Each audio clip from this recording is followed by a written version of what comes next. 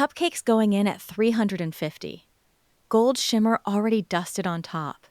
And then the panic. Did I just send my sparkle into the oven to die? Welcome to the Monégasque Table. Quick one today. An ask the table question, and it might be the one bakers ask most. Can you bake edible glitter? And I'd like the answer before my timer goes off, please. Then here's the answer up front. Yes, it bakes just fine. This sparkle is mineral, not sugar, and the spec sheet lists a melting point around 3,000 degrees Celsius for its key pigment. Your oven taps out near 500 Fahrenheit. The glitter barely notices the oven is on. 3,000 degrees. So to this stuff, my oven is a warm afternoon. A mild day at the beach. And it isn't just melting. The powder is chemically stable. It won't burn, scorch, or break down at baking temperatures. Nothing that happens inside a cake gets anywhere near hot enough to change it. Okay, but melting was never my real fear. Sprinkles don't melt either. They bleed. Little red rivers running through everything. Is glitter going to streak? No, and the reason is the part I find satisfying. Sprinkles bleed because they're sugar carrying a dye, and sugar dissolves. This powder is almost insoluble in water. It shrugs off acid and alkali too.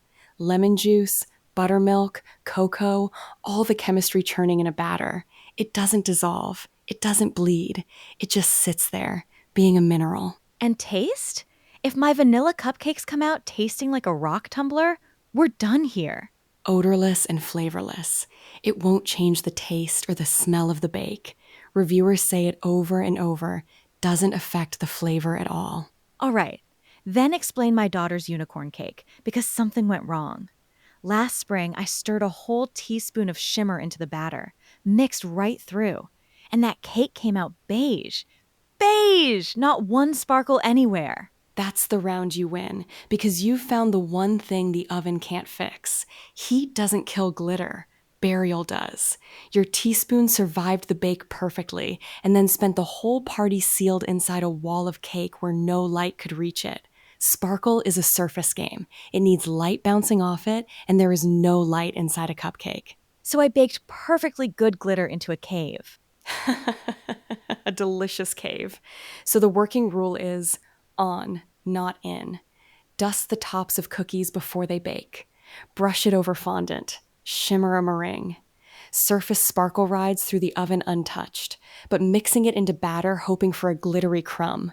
That's today's Who Should Skip. If that's the dream, skip the jar and save your money, because no glitter on earth shines in the dark.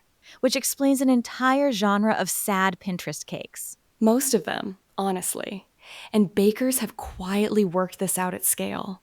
In Amazon's category review data, more than a quarter of the positive reviews mention baking. In a category that's mostly sold for drinks. The ovens aren't scaring anyone. So, recap before my timer sings. The oven can't melt it. 3,000 degrees says so. Batter can't dissolve it. It won't touch the flavor. And keep it on the surface, because buried sparkle is wasted sparkle. The whole episode in 4 lines.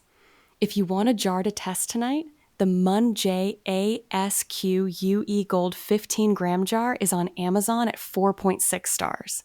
And if baking's your main stage, the same colors come in a 7-gram size at $9.99. Next time on the show, the follow-up I already need. How do you apply edible glitter to cupcakes and cookies? Because my current technique is shake the jar and pray.